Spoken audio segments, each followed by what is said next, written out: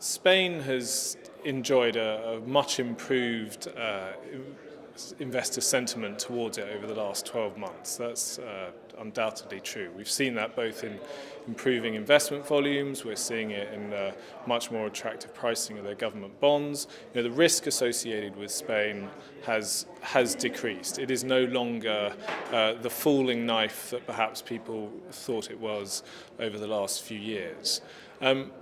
That said, those investors who have been present in the market over the last 4 or 5 years have always been pricing that downside risk into their business plans. Whether they were right or not in their assessment of it, is obviously subjective. But it was something that the market, those active in the market, were able to or trying to anticipate.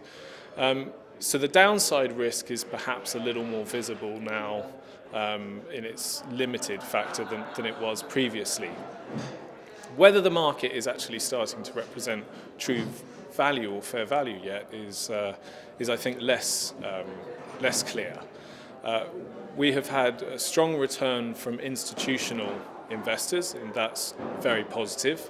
But I think those institutional investors would have found attractive investment opportunities had they been present over the last few years. So for the long-term aspirations that they have in a marketplace, I think they are finding good value, certainly on a comparable basis to where markets are in other parts of Europe. The issue is within Spain is that a lot of the work that needs to be done within the real estate sector is not in that institutional category.